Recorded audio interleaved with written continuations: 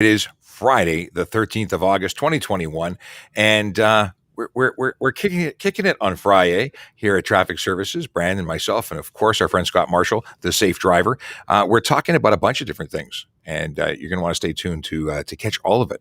But we're talking about Friday the 13th, hot weather driving attitudes, and what happens to people when the weather gets warm. We're also talking about Vision Zero enforcement team, and that's Brandon's cue to tell us what's we're doing. Well, thank you very much. So, as always, Visa is in the city, keeping us all safe. And today they're going to be in, sorry, I didn't put that up, 13 and 55 division.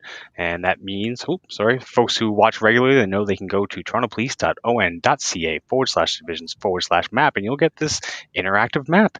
You can click into the division where the VSAT officers are going to be or where you're in the city, and you can find out about your division. So again, 13 division, first of all, and you can click into 13 division, find divisional boundaries, find some important people to contact should you have a community complaint or questions about your division. And it's the same stuff for 55 division.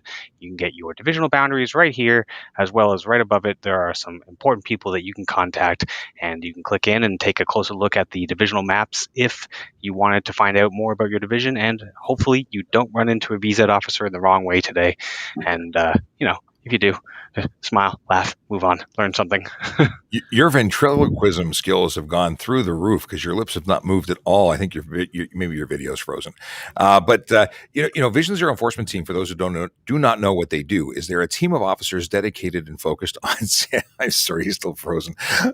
Dedicated on reducing serious injury and death on our roads. It's because driver behavior like speeding, aggressive driving, distracted driving, and impaired driving, they lead to serious injury and death. And we're hoping for a number of 0 because that's the only acceptable number. We appreciate that minor fender benders happen, but the collisions that lead to serious injury and death are totally avoidable and totally unacceptable. So the Vision Zero enforcement team go out and augment the good work already being done in divisions across the city, and they do it to keep people safe. So with that, thank you for allowing me to do my spiel about Vision Zero enforcement team. And boy, your video is just going downhill fast. Now you look like you look artsy. Wait, me? Mine looks all messed up? It's a pixelated solid block. Okay, yeah. Okay. Well, Scott, since you look normal, let's talk about what's going on in your life. I know it's normal is a very broad and term. But actually, here's a great opportunity. Before we talk about your normality, we can talk about the fact that we have a chat room, and we're going to leave it open so that by making these pictures smaller, we won't focus on what kind of art would Brandon be right now? Brandon looks normal to me. That's what he always looks like to you. He looks really, really good. Actually, I don't see the pixelated. He's breathing. It's all good. Oh, interesting. Yeah, Sean. I like how Brandon types it. Yeah, Sean. So for anyone who's participating on any of the platforms we're currently streaming on, you can participate in the show by asking questions, making comments. Try and avoid the rude remarks, but we are going to be able to see that right on the right-hand side. And everyone's saying it's my issue and that everyone looked normal. It looked normal. It was frozen on my screen. So why my screen? I was being lucky. They want to think. It's just you, Sean. It was possessed. Okay, I'm gonna watch this on replay and see if that's true. In any case, so it's Friday the 13th. Lots of stuff going on around the GTA today because what happens on Friday the 13th? Brandon said it earlier. Oh yeah. So Friday the 13th is an important day. I'm not a motorcycle guy. I appreciate them. I love them. I want to learn more about them. And honestly, it's because I've been exposed to these guys over here and they talk about them all the time. But apparently it's a big day. It's a big day for, especially that guy over there. It's a big day for the motorcycling community. And basically it's an annual pilgrimage to Port Dover on Friday the 13th. I didn't know this. Apparently it's a big deal. Sean, you're a motorcycle man. Tell me all about it. It's not just an annual. It's every Friday the 13th, and there are multiples throughout the year. So people from all over the place travel specifically to Port Dover and hang out. It's just a thing. I have not looked up the history as how this came to be a thing, but it is a thing. I've gone to it. It's been a lot of fun. I won't be there today because I'm here with you. Yeah, and there's including if it's a Friday the 13th in January or February, they're out there, and it's quite the scene. If you don't have a motorcycle, you can park far away and walk in. And when I say park far away, it's because you have to, because there's no place to park because there's so many bikes. Yeah, Really good it's mountain interesting. bike. In years gone by, before the pandemic, it was certainly a thing to go to. There are some concerns that I'm seeing from the headline of this Yeah, particular article that the community doesn't necessarily want you to come there and no, hang out for concerns of safety in terms of health risk. But that aside, what we're going to see is an increased number of motorcycles on the road today, and we want drivers to be cognizant of the fact that they're smaller, they're not always visible, and to be wary. So if you're looking, if you're keeping your eyes peeled, your head on a swivel, you don't want to come into contact Yep. unintentionally with a motorcycle, or intentionally for that matter. No contact anyway. that's right. I mean, there's going to be motorcyclists out there every day anyway, as it is. Just the further you get south towards the Port Dover area, you're going to find more and more all coming and going to that area. So, as a driver, as an observant driver, we should be observant for all of the road users anyway, but especially when you get into that festival. Absolutely. Now we're talking about summertime because that's really the motorcycle element of the Friday the 13th is primarily in good weather. Knee deep in snow, not so much. I think they take the cars instead. But we do see some things that do change when it comes to warmer weather. We see increases in speeding, in collisions, in road rage incidents. Can we? What do you think motivates that, or triggers that? I think it's a lot of it is it becomes the emotional side of it as you're uncomfortable. It's if you work in an air conditioned place, great, but then you go outside, you get a wall of heat. You open up your car door, there's a wall of heat bursting out that door, and it creates an aggravated attitude right away. And you're like I said, you're uncomfortable. You start sweating on top of your sweat. It's just everything leads to being miserable, and until your car cools down and you're in a comfortable zone, if you can get rid of that emotion or the attitude, any little thing will just tick you right off, and it could blow up in your face if you do it to the wrong person. Right? So if you're uncomfortable, you're easily agitated. I mean, we hear about people who are suffering from pain, back pain, things like that. They tend to be more irritable. So if you now take that and translate it into heat and discomfort and stickiness, that is another trigger. Yeah. It is a trigger. So there are a few things that you can do just to kind of get rid of the road rage. Now, before I get into that, there is a difference between being an angry driver and a road rager, and the difference is follow through. You can be annoyed, you can be upset, you can be angry, but not do anything about it. The problem is that anger is an emotion, and that emotion is taking your thoughts away from road safety. You're not paying attention to the driving environment because you have other thoughts. Hmm. So before you drive, there's a couple things. If it's because it's so hot and sticky, open up your door and go in and start your car and put on the AC on high. It'll blow the hot air out. Open the windows. Try to get as much of that hot air out in that 45 to 60 seconds as possible until it's comfortable. When then it's comfortable, then you can get in and roll your windows up, and then you're better off. If you've had that bad day, your bad back, your feet, your legs, everything is annoyed, just before you drive away, take that deep breath or two. Don't forget to exhale and try to get rid of those thoughts. If they happened at work, leave them at work, because driving is a different entity. Going home, people talk about having a bad day. It's not always a bad day. It's a bad moment of your day. And we don't want to have those bad moments escalate, and then you're making poor decisions on the road, and people get charged for doing that. I saw something on TikTok this morning where someone threw a hammer at the windshield of the Wow. driving, Ridiculous. and yeah, um, it's Yeah. now all of a sudden you now have a criminal charge against you because of your actions. Yeah. And I don't think it's any surprise to anyone watching that road rage. It's pretty much a zero win game. No one wins in road rage. Like, go on YouTube right now and type in road rage. It's going to be road rage fails, blah blah blah. It's never road rage wins and everyone walks away happy. It's always like a horrible video that didn't have to go that way. If you just took a breath, listen to our guy Scott because he knows what he's talking about. It's not worth it. Just drive home, get home safe, right? That's right. And think about think of the bigger picture. You know, how would your family feel after this happened to you? Whether or not if you get charged now, your family's all upset because you've got these charges. Now you've got a criminal record, and there's a lot of things you can't do when you have a Yeah. criminal record. Like travel into the States. Yeah. Or anywhere else, right? To go on a vacation type of thing. So there's so much negative and there's nothing to gain whatsoever. But like I said, take that breather. And if something is happening that's causing you to have this anger issue, then exit the expressway or pull into a park lot if you're in the city environment.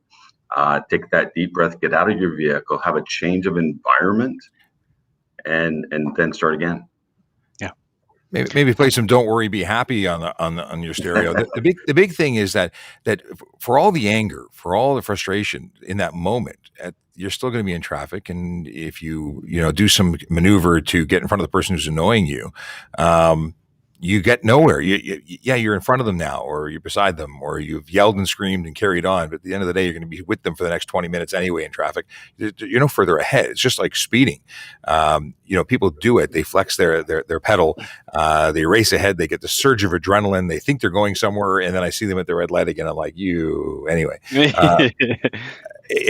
They're frustrated. They're trying to work it out, but at the end of the day, they get nowhere faster. And right. what they do is they increase their risk of collision. They increase their risk of getting charged.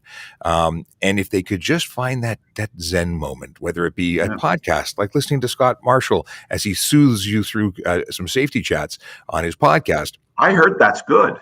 I listen to it. I don't know. I'm a calmer driver with more knowledge as a result of it. But the deal is that there's options. Embrace the suck, as they say. Find a way to make the best of the moment. I don't like traffic. I don't like sitting bumper to bumper for an hour. But I'm going to take advantage of that time, and it's going to be my me time. It's going to be time to listen to what I want to listen to, learn something. I'm not going to suggest that you should be on the phone and distracted with the conversation, because sometimes that's worse. But anything than being angry is a good option for in my opinion. Yeah, it is, and separating your outside life to your driving. Driving is your job, and although in many cases people aren't getting paid to drive, but it's your job because you're actively doing it. If you're working with machinery and your mind has to be on that machinery, my dad is a retiree from Stelco, and he was on a job where the metal was going around these spools at 75 miles an hour, and he had to focus attention. And if he took his attention away, then that could slice off his hand, that type of thing. So your mind is on your job. So when driving, there's no difference, because you could be injured or you can injure somebody else. You have to look at the bigger picture, really. Yeah. And driving is so fun. And I get stuck in my commute. I have over 3-hour commute every day, round trip, and it's annoying. But I can listen to music. I can listen to traffic. I can change my route up a little bit, so it's not always the same. And because we don't want to become an autopilot. Yeah. And right. So there's different things that we can do to keep it up and get rid of that annoyance. You just triggered a memory. It's a recent trigger. We did a 1-hour live stream on TikTok just before coming here, and a question came up and said, can I be charged if I put my foot out the window or when I'm driving? And Q had mentioned basically the same thing that I was thinking, which is, if you want to keep your foot or your leg, don't do that. And all charges aside or potentials, there's a lot of risk involved there. Like I tell my kids, don't put your hand out the window for a momentary wave. I mean, you don't know what's going to happen in the next few moments. I remember a collision that I drove by. I was on my way back. I was working in the CIB at the time, and I was headed home. And a motorcyclist, now obviously not sticking his foot out the window, but came into contact with the center median, and he left his limb on one side of the median, and he continued the other way. Things happen, and you are not taking advantage of the safety equipment, the cage of the car, the seatbelt, and all the protective airbags and whatnot when you stick your limbs out the window. But especially your leg and the position. Does that? I mean, Scott, this is I suppose an obvious question, or I'm leading it. But if you have your leg sticking out the window, is that a safe way to drive? Let me think for a second. No. One of the things is that the unexpected happens, and I've used the line for years that if the unexpected is if you're expecting the unexpected, is the unexpected unexpected? I like that. Yeah. So if we're always expecting the unexpected, we should be in a position to control the vehicle. Doesn't matter what you're doing. You've got two hands on the steering wheel, your eyes, you're paying attention. You told your passengers to settle down. I know it's tough when there's little kids and stuff, but part of it really is your mind has to be on the driving task. And if you're sitting with your leg out the window or your foot out the window or up on the side of the dash, first of all, it's not comfortable. And I'm not in a physical position to even try that these days, like I used to be. But you're not in position to control the vehicle if there's an emergency. An emergency meaning someone might be cutting you off in your lane. Or you've got to hit your brakes hard. Having one foot out the window, you have less pressure to hit the brake pedal. You need your left foot on the dead pedal to counterbalance that push so that you can brake hard in an emergency, to activate the anti-lock brakes so that you can brake and steer. But if you're not in a driving position, how do you do that? Right. And something else to consider is that you could slide out of position in the event of a collision. Like I saw a Oh, yeah. wonderful video where a young lady was sitting, I believe the seatbelt was on, both feet up on the dash, and her wonderful and obviously very loving boyfriend hit the brakes, and she slid out underneath the harness and into the footwell of the door. Well, if you have one foot out there, you could very easily slide sideways. Or in any case, bad scene. You could increase the potential of serious injury, not just for the limb that's out the window, but for the rest of your body as well. Yeah, exactly. Even taking a look at amusement parks and the rides that they have, if you're not sitting in the proper position, the attendant's going to come around and tell you to sit up or do what you have to because of safety environments, because you never know what's going to happen. If you could always predict when something bad was going to happen so you can respond just before, fantastic. But we don't have that. And if you do have that ability, I want you to buy me my lottery tickets. The whole idea, I use an analogy about wearing a seatbelt. If you don't have a seatbelt on and you suddenly swerve to your left, your body wants to move to the right. And now you're not in a position to see or steer or use the pedals properly because you're not in a proper position. And as you said, if you're going to slide because now you're not using your harness correctly, your 3-point system of your seatbelt, how's that going to happen? And also, if the airbag does come out, it comes out at 300 kilometers an hour. Ow. A hot mess. It is a hot mess. So there's a reason why certain things are put in place. It's not a reason because someone said it's a good idea and they went on. There's research and there's checks and measures that have been put in place to allow everybody to remain safe in the vehicle, and keep that way. And an opinion or what you see on other social media is not here because we know what we're talking about. Doesn't necessarily mean it's a good idea. Oh, I saw it on Instagram, so it's got to be good. Oh. Well, that's actually one of the reasons we're so happy to be on these platforms is because there's so many sources of misinformation, disinformation, whether it be truly unintentional sharing of false information or intentional giving of bad ideas, because there's both. There's motivated and unmotivated shares, and you never know what you're going to get. We have a gentleman who's in Alabama who's got a great channel on TikTok, and he said he wants to come on our show here. He's not an undercover officer, not an undercover cop, is his account, and he watches our show from there. And his content, he's an actor. He's being funny. He talks about the fact that if you don't want a photo radar ticket, you take a banana and wipe it all over the license plate and your photo radar won't work. And there are people who buy into this and believe it. Now, he's doing it to be funny. He's not trying to truly trick people, but people take it seriously. We get questions all the time. Does the banana work? Does putting a stud finder on your dashboard prevent us from being able to read your speed? Well, no, but they take it as gospel and don't check the content. Yeah. Apparently, if you spell alligator backwards, it spells gullible. So, and part of it is, and I've said this too, about whether or not people should be teaching their own kids how to drive and different things like that. Part of it is when you have a professional, reputable professional, give you that information. The information is pretty secure. Having the second cousin of your neighbor's friend give you that information? How do you know it's reputable? How do you know it's secure? And I had a student once who was going for a road test, and so wanted some advice. So instead of asking her driving instructor, me, went with her mom to get her car repaired or tuned up at the garage, and asked the mechanic. Well, they fix the car. They don't drive the car. They don't. That's Mhm. not their job. Asked a total stranger walking down the street, "Hey, I'm going from a road test. Any tips?" He didn't know who it was. And then they also asked a letter carrier who walks for a living how to pass a road test.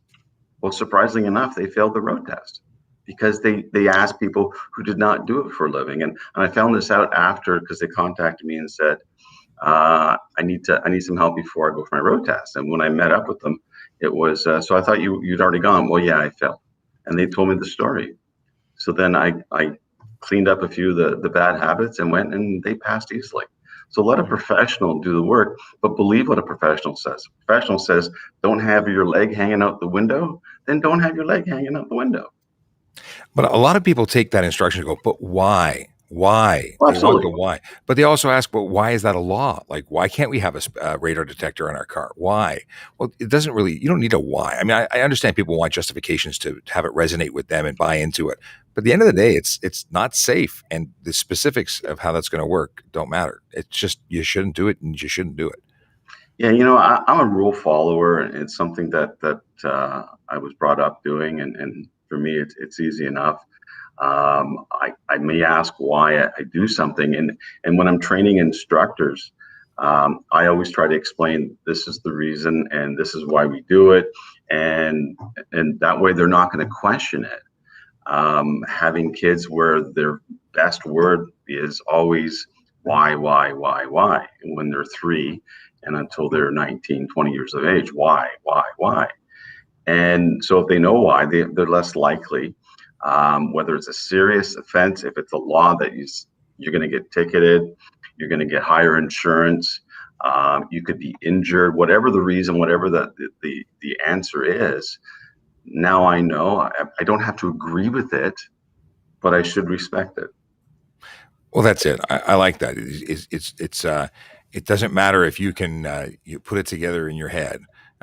There's the rule. You know, you know what the repercussions are. We talk about repercussions a lot, and for most of what we hear in response to anything we say is that, oh, this is a cash grab.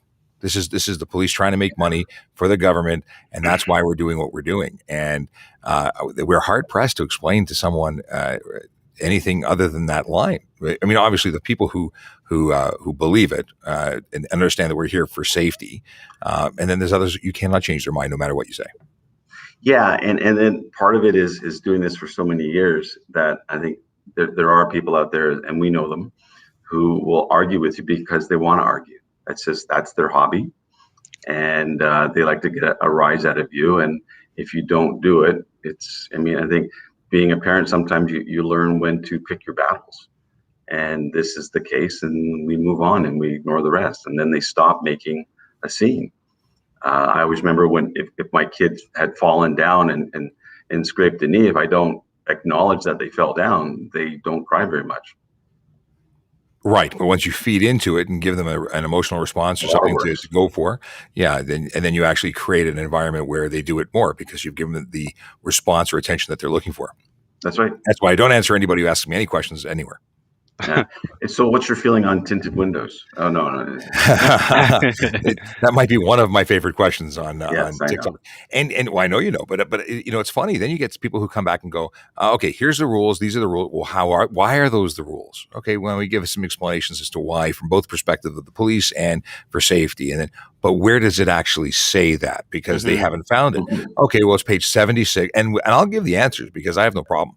And then I'll make a video of it, so I don't have to give the answers every time.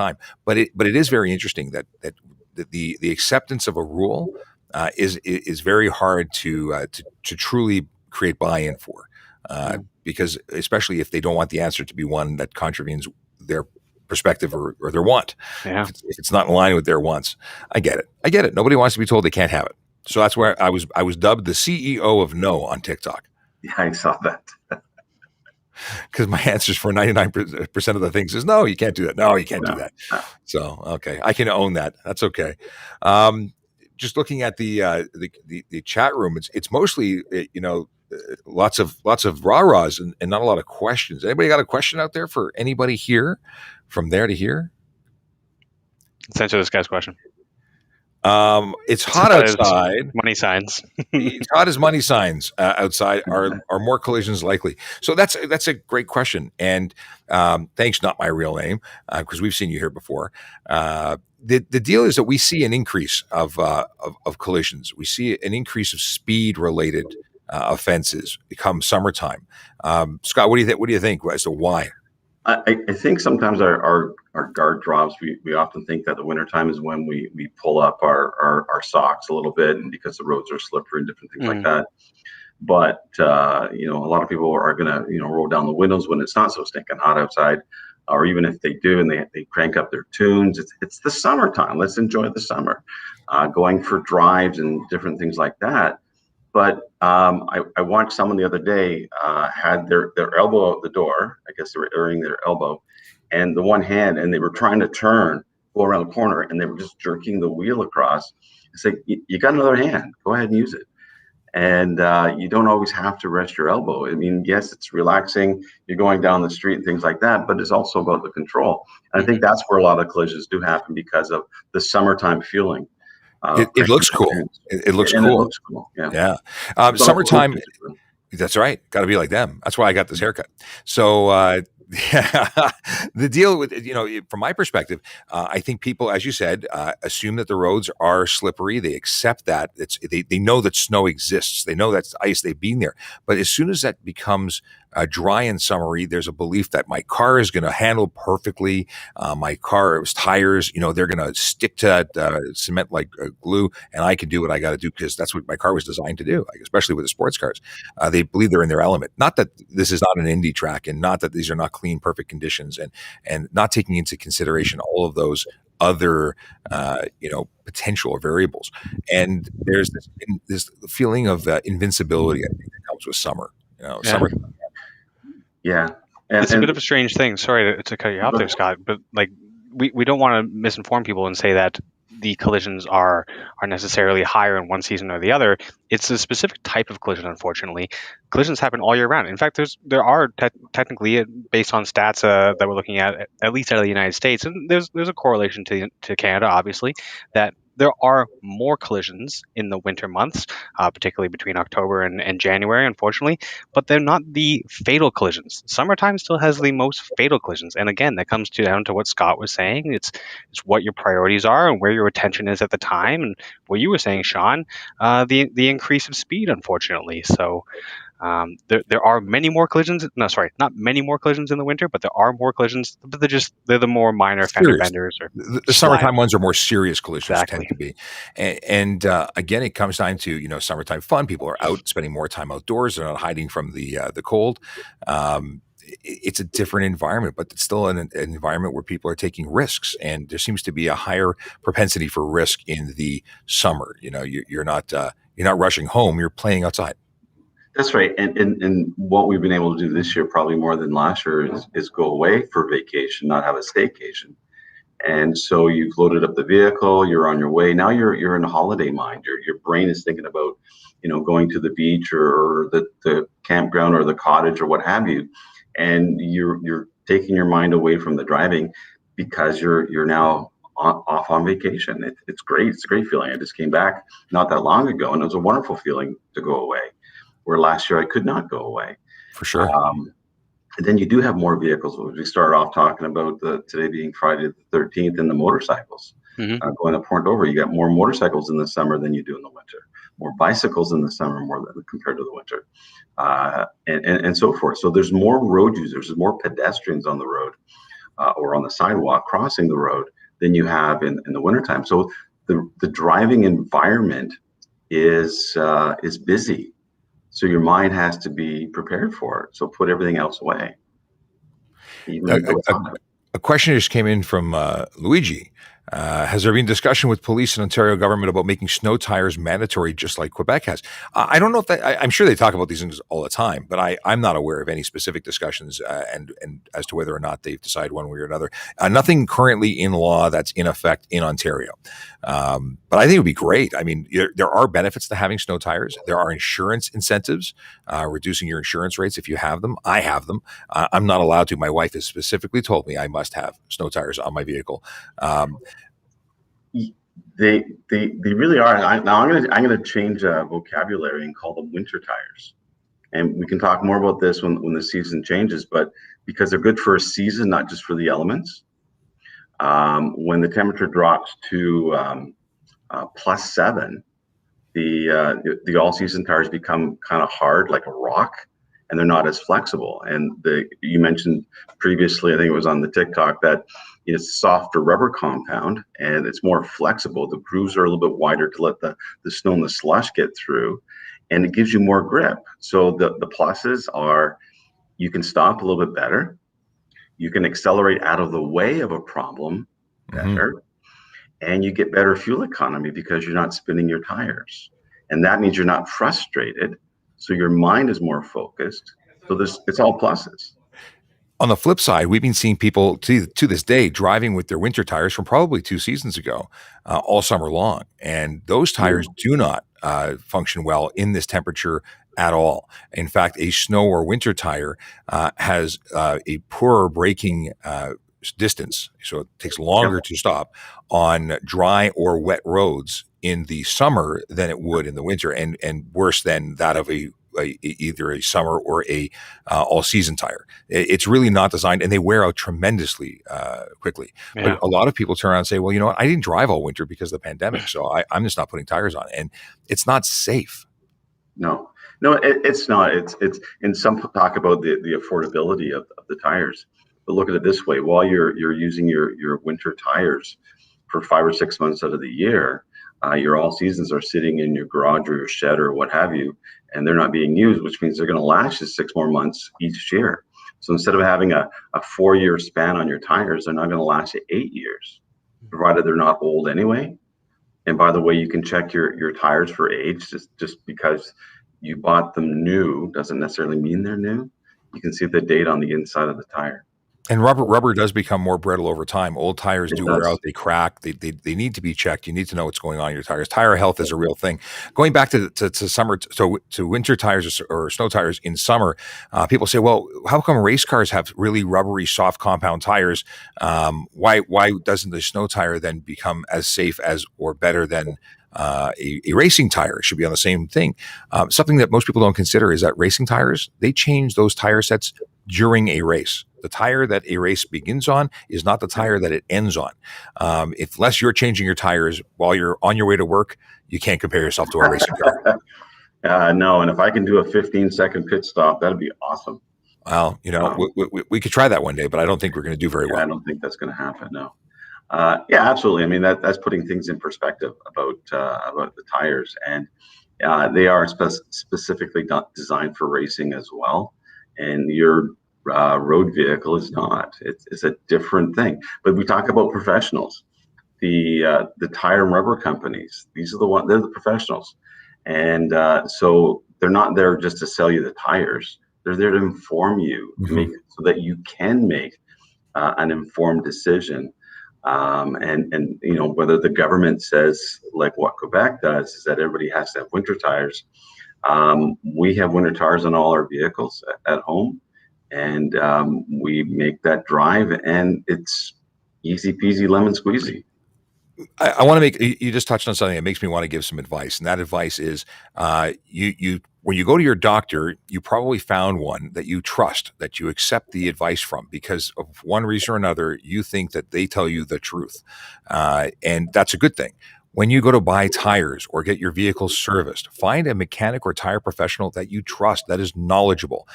Pulling in and saying, put new ones on, and they nod and it's not enough.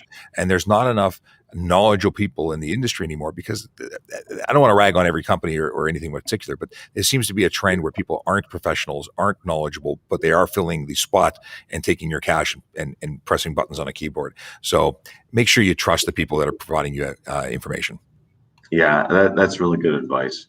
Like road safety professionals, police officers, and traffic divisions, they're the people you should be trusting. Well, we know a couple of things. I do not. I am not a tire professional. I talk to people who know more than me about the things that I need to know about. I don't teach driving. I talk to Scott Marshall about things about teaching driving. I can talk to you all day about enforcing the rules, but I know that I swim in my lane. I know what I know, and I know what I don't know, and understanding those spheres of knowledge is important. Yeah, and that really is, you want to increase your knowledge. They talk about how reading, if you're a reader and you read a lot of information, you're going to gain more knowledge. So instead of reading, but you speak with someone who does know, and you do a little bit of combination of both, then that's a plus, right? You're expanding your knowledge. How did I get the knowledge that I have about road safety? Is research and reading and talking and experimenting, all the above. And the more research you learn and do, the more you realize that you don't know everything. And as long as you expand that understanding of what you don't know, you are by definition becoming more knowledgeable about what your abilities are and what your limits are. And the person who thinks they know everything really, really has a problem because they don't know much. And you know what? I think part of it is that if we can become an open-minded skeptic, it's a possibility to learn new things. So skeptical that you're not going to just dive right into it, but open-minded that you're going to research, ask, try, and then decide, you know what, you're right, or I'm still right, whatever the result is. Totally. No, I like that. Cool. This Friday business is coming to an end soon. Like the day is going to end, and we're going to do this weekend thing. Any big plans for the weekend? Fun stuff? I'm doing some yard landscaping stuff. I don't know if that's fun or not, but I'll take it. But you know what? After when it's over and it's done, I will feel good about it. Okay. I'm going to watch some weeds grow in my backyard. I think that's what I'll do. Thrilling. Well, it's also active TO this weekend, right? So everyone can make it outside, and it's supposed to cool down this weekend. So get out there for some active TO. I'm not going, but I might be going ski doing. So ski doing? Yeah, why not? Sea doing or ski doing? Oh, right, yeah. I was going to say, where are you going to find some snow? I mean, or Canada. I'm sure there's somewhere. I have a freezer on my balcony. I can find some snow. Hey, you may be just more talented at that than I. But that's awesome. Sea doing. I've actually never been on a sea do. I've got my boater's card. I've been out on the water. I enjoy it. It's fantastic. I've never sea doed, and I'm a motorcycle guy. You'd think that would be an honest or direct connection. I've sea doed. I've been on a sea do. I mean, cool. That's a brand name, right? So it's jet ski. I've been on a jet ski. I've been on a ski do. I've been on either. I've never been on a sled. I've never like a snowmobile. Yeah, I've never done that. These are things that I'm told are amazing fun, and I need to try. But it's not in the cards for the near future. We'll see. We'll see sometime one day. Until then, I'll take a lazy pontoon boat any day. Go fishing. Go fishing. We have to go fishing. All right. We've come to that time where we must say goodbye. But before we do, I want to make sure that we talk about those important things about Scott Marshall, the Safe Driver, and where you can find him. He is the Safe Driver on Twitter. You can read about him like 65 times a day. You have pulled the pin. There's a floodgate of tweets coming out of your account, but it's good. And there's some dad jokes there that you don't want to miss. I need help. Professional help. But you know what? At Safe Driver, that's where you're going to find him on Twitter. You can get him. Where's the next one? We're going to talk about the Safe Driver blog. That's the safedriver.ca. You're always publishing stuff there. Speed Bumps, the Safe Driving podcast, which comes out on Sundays. It's 15 minutes or less, and I'm an avid listener. You should subscribe wherever podcasts can be downloaded. It's free, and you can drive or listen while driving or drive while listening. Yeah. Yeah. You know what I learned today that's interesting before we get into plugging, actually? Scott Marshall, and people might not know this, he used to have a glorious mustache. I don't believe you're doing this, Brandon. All right. So this is from 1995. Wow. Ready? Mm-hmm. Look at that, eh? So we were trying to figure out which Bart Simpson or Simpsons character. Which Simpsons character is that? Maybe throw that in if you're in the chat and you can identify which Simpsons character he most closely represents. Please let us know because we need to post your response on the screen. Wanted. Wanted. If that was a wanted poster, we would be very, very afraid. The last thing I didn't talk about this, but when we were plugging your other stuff, we didn't talk about the fact that you're now a hilarious. I say hilarious. You make me laugh. TikTok creator. It has happened. Ned Flanders. Ned Flanders. Thank you, Q. That's it. There Yes, you go. Thank you, Q. I knew you'd have the answer. Actually, the interesting thing about my TikTok is that I'm not trying to be funny. They're all serious stuff, you know. Yeah. Like but it is lying on funny. the road. You have a way, and it is a good way. We're happy to be involved in the pressure tactics that were used to coerce you into joining the platform. But we're glad that you did. We're glad you caved. And neighbor knows. I did a neighbor, he knows. Thanks, Amanda. So that's awesome. But yeah, no, it's great. Everyone should go out and follow him. It's the Safe Driver on TikTok, correct? That is correct. So Safe Driver on TikTok. We have not managed to find Safe Driver and pay them off to get rid of so you can have the taken off. But you know, the Safe Driver works. You still are the Safe Driver. It's my blog. It's the same thing. You know. Yeah. It's okay. It's one of the things that I'm serious on these podcasts and my other podcasts and stuff. This is where we get to have some fun is on TikTok. So absolutely. And just a message just popped up from Luigi, who made some great discussion points earlier. He said, just want to say I'm going through the TPS application process, and one of my goals is to be on the Vision Zero enforcement team in the near future. You know what? That's a fantastic team to be on. If you're interested in traffic services as a location, make sure you let everybody know as you go, maybe quietly, because some people think you're crazy, but it's a great place to work. Specifically, it's the best place as far as I'm concerned to work inside of the Toronto Police. It's where I've always wanted to be and where I'm very happy to be now. Not just saying that because my boss might be watching, but seriously, good luck to you on the process. And yeah, good luck to you on the process. If you have any questions, don't hesitate. You can always reach out and ask. Okay, you can get us on all the social media platforms. We have DM open on all our accounts. Feel free to message us. The best place, though, we'll go through the other places and then we'll go to the best place. But the best place is Traffic Services. Sorry. The other places are Traffic Services on Twitter. Instagram, you can get us at Traffic Services Toronto. YouTube, you can subscribe there and get all of these videos, including the archives there. That'll be under Traffic Services Toronto Police. Just googly goo it.